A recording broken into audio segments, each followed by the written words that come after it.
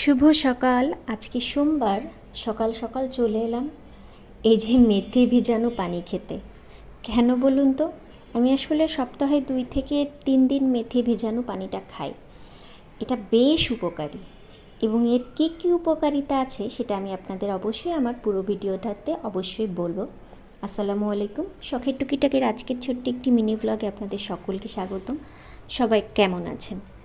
কে কোথা থেকে আমার ভিডিও দেখছেন কমেন্ট বক্সে জানাতে ভুলবেন না। সাথে যদি আমার ভিডিও আপনাদের ভালো লেগে থাকে তাহলে অবশ্যই চ্যানেলটি সাবস্ক্রাইব করতে ভুলবেন না এবং পাশে থাকা বেল আইকনটি প্রেস করতে ভুলবেন না, যাতে করে আমার ভিডিও দেওয়ার সঙ্গে সঙ্গে আপনারা দেখতে পারেন আমার ডেইলি লাইফের সব কিছু।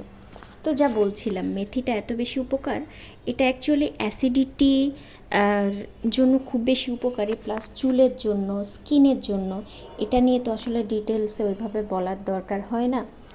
তারপরে সকাল সকাল আজকে রুটি করেছিলাম, সেটা তো অলরেডি আপনারা দেখে নিয়েছিলেন। দেন সকালের ব্রেকফাস্ট শেষে আরও কিছু কাজ ছিল, সেটা অফ ক্যামেরায় করে নিয়ে এই যে তেলটা দেখাচ্ছি, এটা আমার নিজের হাতে তৈরি ছিল এবং নারকেল তেলটার এত বেশি উপকারী আমি আপনাদের বলে বোঝাতে পারবো না। এই তেলটা নিয়ে আমার চুল পড়া বন্ধ হয়েছে এবং এই তেলটা আমি কিভাবে বানিয়েছি সেটা যদি আপনারা জানতে চান তাহলে আমি এটা নিয়ে একটা ভিডিও অবশ্যই করব। তারপরে চলে গিয়েছিলাম দুপুরের রান্নাতে। তো আজকে দুপুরের রান্না বলতে গতকালকে মাংস আর ডাল করেছিলাম, সাথে ডিম তো ছিলই।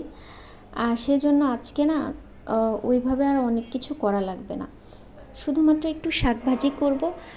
আর ইদানিং কি একটা জিনিস হয়েছে বলুন তো, মানে এত যে চেষ্টা করি, যে বয়স তো উঠতেছে, 30-এর কোটায় যাচ্ছে, তো এখন থেকে মিষ্টি খাওয়াটা একটু কমায়, কিন্তু বয়স বাড়তেছে আর মিষ্টির ক্রেভিংসটা এত পরিমাণে বাড়তেছে। আমি গতকাল রাত্রেই আমার হাজব্যান্ডকে বলেছি যে আমি কিন্তু মিষ্টি খাবো।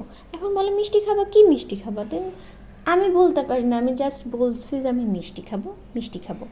তো ও বলে নাম বলো কোনটা খাবা, কিন্তু ওইভাবে আর হচ্ছিল না, মনে আসতেছে না। আমি বললাম তুমি অফিস থেকে আসার সময় যে কোনো একটা কিছু নিয়ে এসো।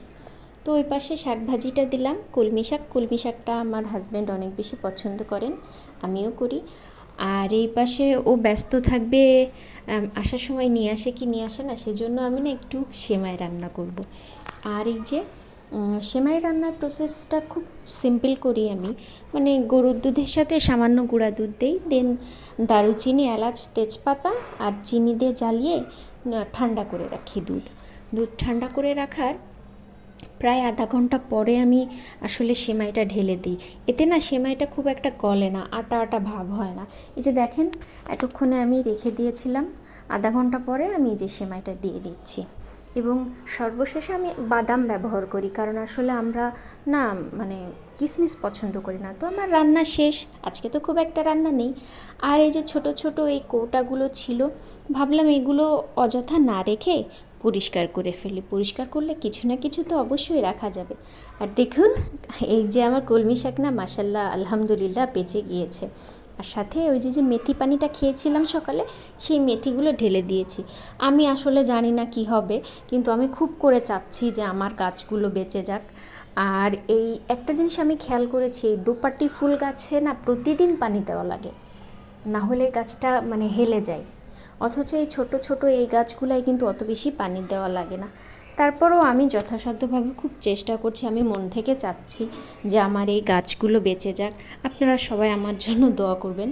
তো হাজব্যান্ড আমাকে বিকালে অফিস থেকে বের হয়ে দেন ফোন করেছিল, চলে আসো। তো আমি ভাবলাম কোথায় আসবো, তো বললাম আসো। আসার পরে দেখলাম সে আমাকে মিষ্টির দোকানে নিয়ে গিয়েছে এবং এটা হলো বনফুলের মিষ্টির দোকান। তো বনফুলের যে আসলে ব্র্যান্ড ভ্যালু নাকি আসলেই ভালো সেটা আমি বলতে পারি না। আমি কিন্তু অলরেডি দোকানে বসে লাড্ডু খেয়ে নিয়েছি, দেন দই কিনে নিয়ে বাসায় চলে এসেছি। সবাই ভালো থাকবে।